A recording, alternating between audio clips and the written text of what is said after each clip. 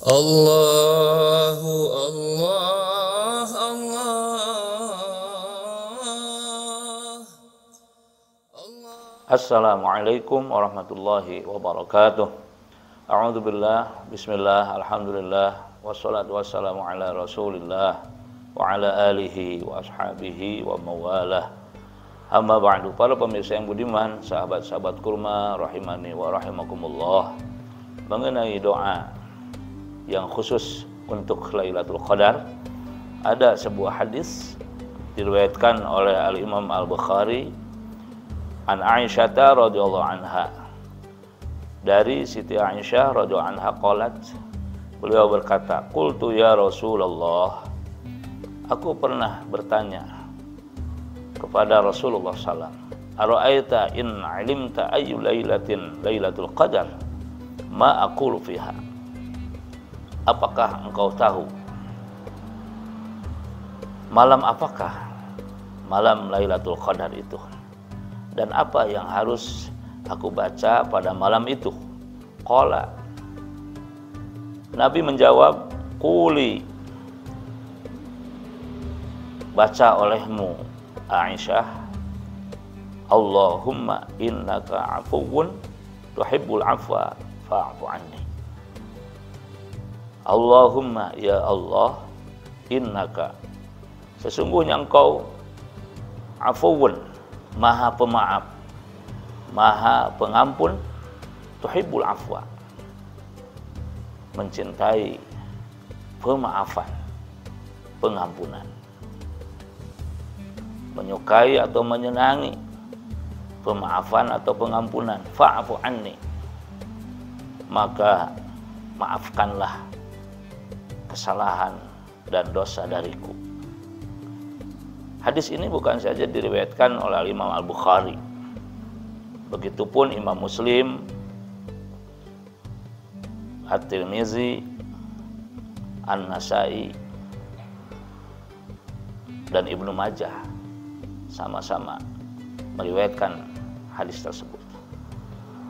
Para pemirsa yang budiman, sahabat-sahabat kurma rahimani wa rahimakumullah, maka dapat diambil kesimpulan dari hadis tersebut bahwasanya jangankan kita manusia biasa, sekalipun Rasulullah Muhammad SAW seorang manusia pilihan Allah, seorang manusia yang luar biasa, tidak mengetahui benar tentang kapan Lailatul Qadar.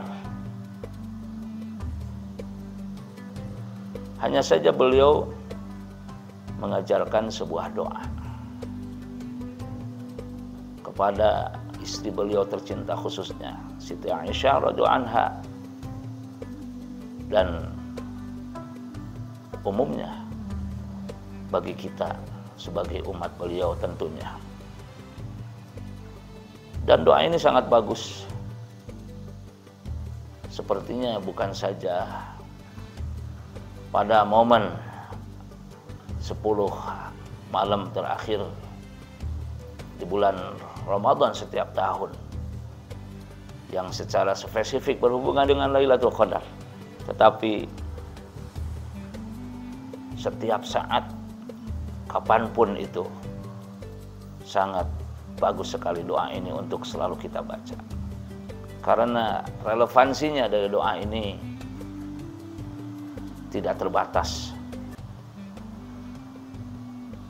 Allahumma innaka afuwun tuhibbul afwa fa'fu anni. Ya Allah, sesungguhnya engkau maha pemaaf, sesungguhnya engkau maha pengampun, mencintai pemaafan, pengampunan, maka maafkanlah kesalahan dan dosa dariku. Esensi dari isi dan motivasi doa itu adalah, pertama, kita harus yakin bahwa Allah zat yang maha pemaaf, maha pengampun. Sebanyak apapun kesalahan hambanya, sebesar apapun dosa hambanya, selama hambanya itu mau insaf, kemudian bertaubat, beristighfar, memohon ampunan kepada Allah, niscaya Allah akan mengampuninya. Ini sesuai dengan apa yang Allah firmankan di dalam kitab sucinya Al-Quran. A'udzubillahi minasyaitonirrajim. Qul ya ibadiyalladzina asrafu ala anfusihim la taqnatu min rahmatillah. La taqnatu min rahmatillah. Innallaha yaghfiru dzunuba jami'a. Artinya wallahu a'lam wa rasulul muradih. Katakan olehmu Muhammad, wahai hamba-hambaku yang telah melampaui batas, yang telah berlebihan atas diri mereka dengan berbuat dosa dan kesalahan, janganlah kalian berputus asa dari rahmat Allah. Janganlah kalian putus asa dari kasih sayang Allah. Sesungguhnya Allah akan mengampuni dosa-dosa seluruhnya. Tidak ada dosa yang tidak akan diampuni Allah Subhanahu wa ta'ala selama ada kemauan dari pelakunya untuk insyaf, untuk sadar, untuk bertaubat, memohon ampunan kepadanya. Lebih jelasnya bahkan Rasulullah Muhammad sallallahu alaihi wasallam bersabda, kullu bani Adam khata'un wa khairul khata'in at-tawwabun. Semua anak keturunan Adam itu, atau semua manusia itu pasti, disadari atau tidak, diakui atau tidak, pernah melakukan dosa dan kesalahan, apalagi kekhilafan. Dan yang terbaik dari mereka, yang terbaik dari para pelaku dosa dan kesalahan itu adalah mereka yang senantiasa kemudian bertaubat kepada Allah Subhanahu wa ta'ala. Para pemirsa yang budiman, sahabat-sahabat kurma rahimani wa rahimakumullah. Oleh sebab itu, jangan pernah ada kecil hati, apalagi putus asa pada diri kita dengan kasih sayang dan ampunan Allah Subhanahu wa ta'ala. Al-Imam Al-Ghazali rahimahullah ta'ala dalam kitabnya Mukasyafatul Qulub bahkan menulis sebuah kisah di mana ada seorang pemuda yang perbuatannya selalu membuat resah masyarakat. Dosanya, kesalahannya sudah tidak kepalang. Sampai-sampai pemuda itu dibenci oleh seluruh warga masyarakat di kampungnya, hingga berakhir dengan pengusiran kepada pemuda itu.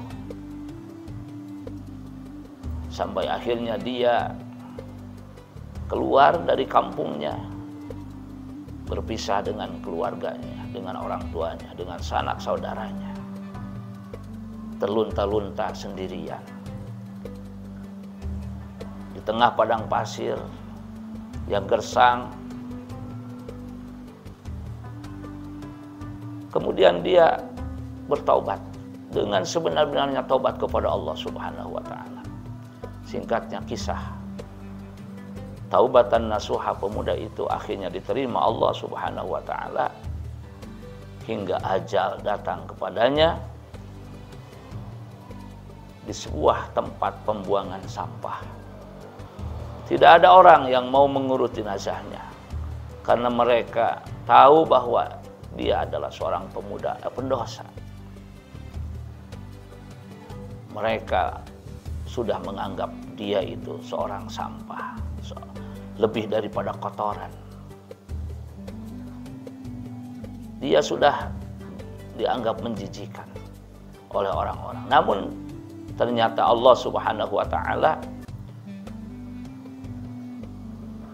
berfirman kepada Nabi Musa alaihissalam ketika itu, di mana Nabi Musa diperintahkan Allah, tentunya dengan cara yang hanya Allah ketahui, agar Nabi Musa datang ke tempat pembuangan sampah itu untuk segera mengurus jenazah seseorang.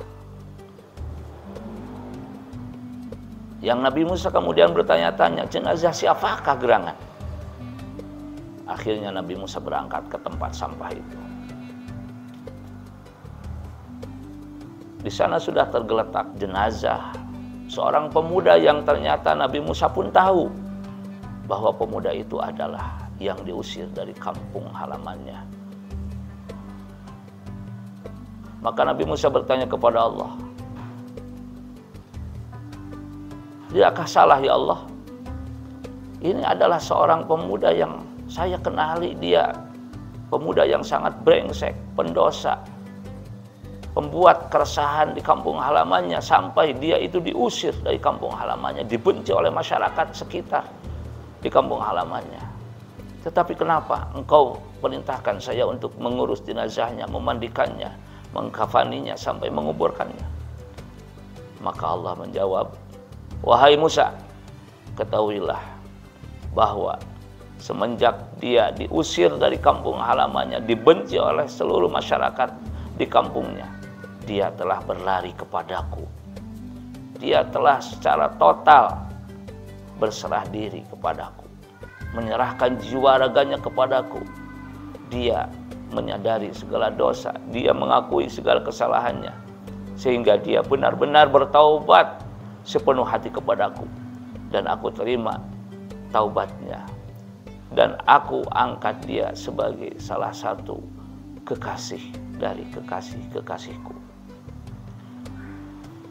Para pemirsa yang budiman, sahabat-sahabat kurma rahimani rahimakumullah,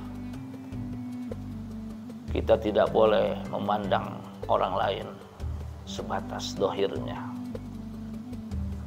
Yang dianggap sampah, yang dianggap kotoran, yang dianggap menjijikan, justru derajatnya tinggi di mata Allah Subhanahu wa Ta'ala. Sebagaimana pemuda dalam kisah tersebut. Kembali lagi kepada doa untuk malam Lailatul Qadar. Marilah kita banyak membacanya. Kita terus qiyaman wa qu'udan wa ala junubihim.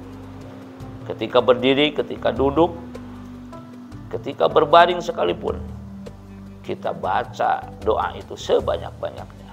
Allahumma innaka afuwun tuhibbul afwa fa'fu anni. Apabila kita perhatikan, doa itu sejatinya adalah permohonan untuk hanya satu hal, yaitu agar kita dimaafkan, agar kita diampuni oleh Allah Subhanahu wa Ta'ala. Tentunya agar kita sampai kepada tujuan itu harus mau mempersiapkan diri kita menjadi pribadi yang pemaaf, pribadi yang berlapang dada, selalu memaklumi kesalahan dan dosa orang lain, mau untuk memberi pemaafan dan pengampunan kepadanya. Sebagaimana sabda Nabi, "Mana qasat shadaqatun min malin wa ma zadallahu afan bi'afin illa izzan." Tidaklah sedekah itu atau zakat itu mengurangi harta, dan tidaklah Allah menambah dengan saling memaafkan itu kecuali kemuliaan. Artinya, orang yang berjiwa pemaaf, orang yang tidak suka memperpanjang persoalan, orang yang tidak suka memendam kemarahan, apalagi timbul dalam hatinya rasa dendam, ingin membalas kepada kesalahan dari orang lain, akan dimuliakan Allah Subhanahu wa Ta'ala. Semakin sering kita memaafkan kesalahan orang lain, semakin kita dimuliakan Allah Subhanahu wa Ta'ala. Sekian dan demikian, semoga bermanfaat. Subhanakallahumma wa bihamdika asyhadu an la ilaha illa anta astaghfiruka wa atubu ilaik. Wassalamualaikum warahmatullahi wabarakatuh.